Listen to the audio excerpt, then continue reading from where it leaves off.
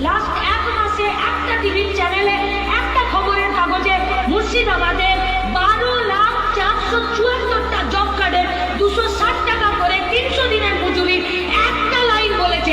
এ তো মুর্শিদাবাদের পাওনা ছিল, কোথায় গেল টাকা?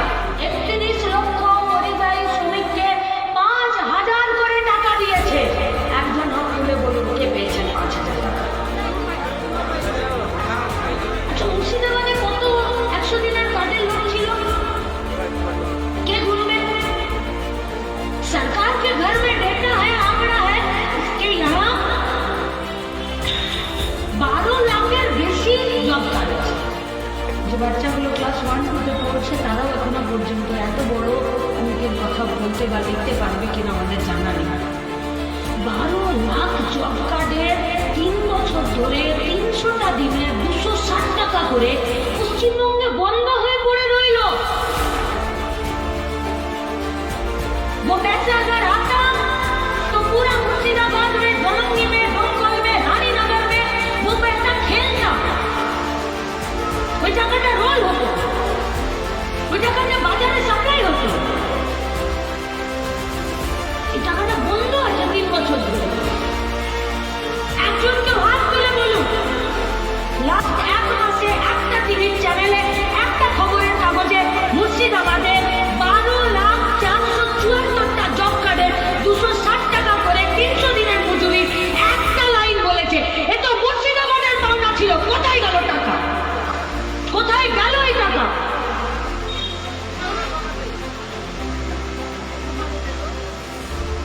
তৃণমূল বিজেপি ওদের নীতি অনুযায়ী রাজনীতি করছে, আমরা আমাদের নীতি অনুযায়ী রাজনীতি করছি, আমরা আমাদের আদর্শ অনুযায়ী রাজনীতি করছি। আমাদের প্রশ্ন অন্য জায়গায়। 12 লাখ জব কার্ডের টাকা বন্ধ আছে, কাজ বন্ধ আছে, কারণ তৃণমূল কংগ্রেসের সরকারটা চুরি করেছে।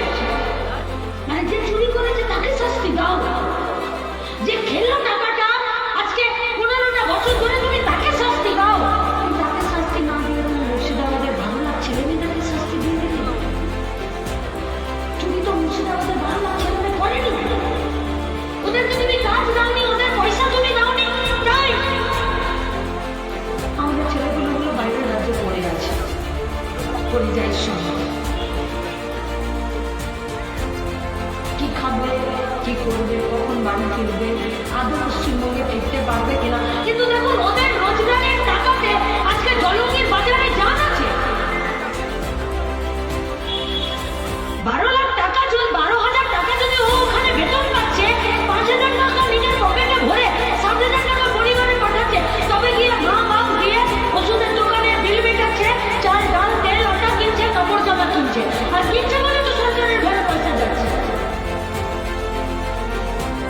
अगर वो 7,000 रुपए জলঙ্গির বাজারে কেউ যদি কেবিলের বিল না মেটায়, কেউ যদি মোবাইল রিচার্জ না করে, কেউ যদি ওষুধের দোকানের বিল না মেটায়, কেউ যদি চাল ডাল তেল আটা না কেনে, লুঙ্গি গামছা শাড়ি পিঠপাতা আয়না টিভি ফ্রেম যদি না কেনে, সরকারের ঘরে পয়সা যাবে?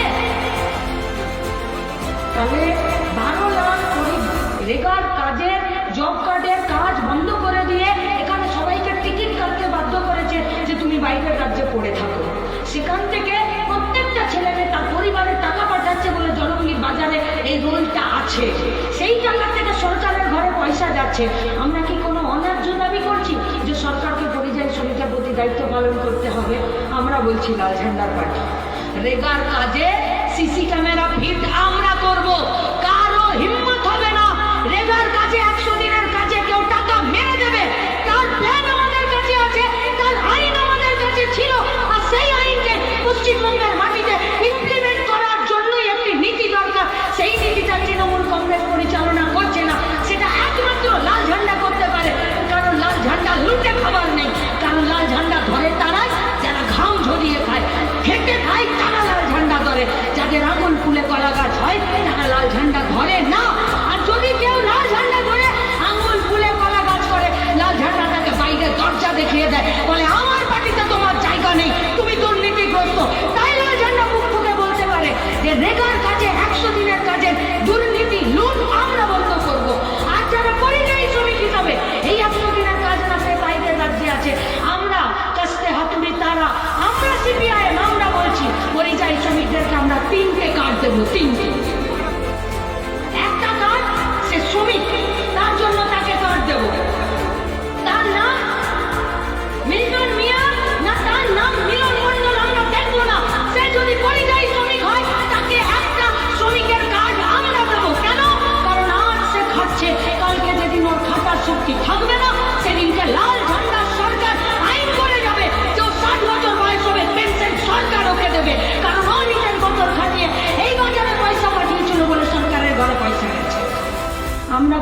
পরিযায়ী শ্রমিকদেরকে আমরা দ্বিতীয় কার্ড দেব, স্বাস্থ্যের কার্ড। যে রাজ্যে থাকবে সেই রাজ্যেই ট্রিটমেন্ট পাবে, তারা যে রাজ্যে থাকবে সেই রাজ্যেই ট্রিটমেন্ট পাবে। এখানে স্বাস্থ্যসাথীর কার্ড, এখানে একটা কার্ড জমা দিই, সরকার তার বিল মেটায় না। তাহলে যদি আমার বাড়ির ছেলে মেয়েগুলো বাইরের রাজ্যে পড়ে থাকে, তাকে যদি আমি একটা স্বাস্থ্যের কার্ড দিই, তার যদি জ্বর, জ্বালা, রোগ, ফুসকুড়ি, হাত পা ভেঙে যাওয়া, যা কিছু ছোট ছোট বড় রোগ হয়, সেই যদি স্বাস্থ্যের কার্ডটা সেই রাজ্যে দিল্লি, বোম্বাই, কেরালা, মহারাষ্ট্র, গুজরাট যেখানে হবে, সে সেখানে ওই কার্ডটা পাঞ্চ করিয়ে আর নিজের রোগ, ওষুধ, জ্বালা মেটাবে, ওষুধ কিনবে, বিল লাল ঝান্ডা সরকার মেটাবে। তার জন্য লাল ঝান্ডা তাদেরকে একটা স্বাস্থ্যের কার্ড দিতে চাইছে, লাল ঝান্ডা তাদেরকে একটা রেশনের কার্ড দিতে চাইছে। আপনারা বলুন, রেশন দোকানে গিয়ে আঙুলের ছাপ দেন, তবে তো আজকে রেশন পাচ্ছেন, পাচ্ছেন তো? যার আঙুলের ছাপ দিচ্ছে না তাকে রেশন দিচ্ছে। তাহলে আমার বাড়ির ছেলেটা যদি ওখানে আঙুলের ছাপ দিয়ে রেশন চলে, তাহলে তো হিসাবেই রাজ্যের সরকারের বাড়ি চলে যাবে। কেন দিচ্ছ না? ওর পয়সাতেই তোমার দিন চলছে সরকারের, ও কি খাবে তার দায়িত্ব তোমার নেই। আমরা সিপিআই পার্টি, কাস্তে হাতুড়ি তারার পার্টি, আমরা লাল ঝান্ডার পার্টি। আমরা বলছি, আমরা আমাদের ঘরের ছেলে মেয়েদেরকে যতদিন না এই রাজ্যে কলকারখানা বন্ধ করে তাদেরকে ফেরত নিয়ে আসতে পারি, তাদেরকে শ্রমিকের কার্ড দেবো, তাদেরকে স্বাস্থ্যের কার্ড দেবো, আর তাদেরকে একটা রেশনের কার্ড দেবো। যে রাজ্যে কাজ সেই রাজ্যে ট্রিটমেন্ট, যে রাজ্যে কাজ সেই রাজ্যেই রেশন, যে রাজ্যে কাজ করবে তাকে শ্রমিক হিসাবে স্বীকৃতি দেবো। কোনো অন্যায় দাবি করছি না। এবার আপনাদের কাছে প্রশ্ন, যে ঝুটা সরকার চল রही है মমতা ব্যানার্জি, এ বলেছে 31 লক্ষ পরিযায়ী শ্রমিককে 5,000 করে টাকা দিয়েছে। 31 লক্ষ পরিযায়ী শ্রমিককে 5,000 করে টাকা দিয়েছে। একজন হাত তুলে বলুন কে পেয়েছেন 5,000 টাকা? জোরে বলতে হবে। 31 লাখ পরিযায়ী শ্রমিককে মমতা ব্যানার্জির সরকার ঘোষণা করে গান গেয়ে বলেছে যে 5,000 করে টাকা দিয়েছি। আজকে সাদি খান বিহার এরিয়া কমিটির 3টে অঞ্চল থেকে লোকজন এসেছে, আপনাদেরকে হাত তুলে বলতে হবে কে পেয়েছেন 5,000 টাকা? কেউ পাননি। দেখুন, রাজ্যের মুখ্যমন্ত্রী মিথ্যে বলছেন না, আপনারা মিথ্যে বলছেন।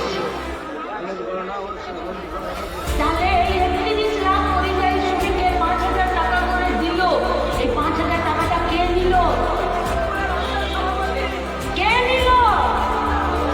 তাহলে যারা লুটে খাচ্ছে তাদেরকে আমাদের পাড়া থেকে খেদিয়ে দিতে হবে কিনা? যারা লুটে খাচ্ছে, যারা সন্ত্রাস করছে, যারা এই টাকা মেরে দেবার তাল করে গুন্ডা রাজ চালাচ্ছে, তাদেরকে অঞ্চল থেকে খেদাতে হবে কিনা? খেদাবেন তো? বাস, যদি তাদেরকে খেদিয়ে দিতে পারি, আমরা আমাদের বাংলাকে বাঁচিয়ে নেবো, আমরা আমাদের পরিযায়ী শ্রমিকদেরকে বাঁচিয়ে নেবো, আর আমরা আমাদের বাড়ির ছেলে মেয়েদেরকে বাঁচিয়ে নেবো। আমরা আপনাদেরকে বলছি না যে আজকেই ভোট দিয়ে দিন, কিন্তু এই লুটেরাদেরকে আপনাদের অঞ্চল থেকে গুনে গুনে চিনে চিনে এদেরকে খেদিয়ে দিতে হবে গণতান্ত্রিক উপায়ে। আসুন, বাংলা বাঁচানোর লড়াইয়ে আমি আপনি রাস্তায় থেকে কোমর বেঁধে এই লুটেরাদের বিরুদ্ধে এই লড়াইকে জারি রাখি।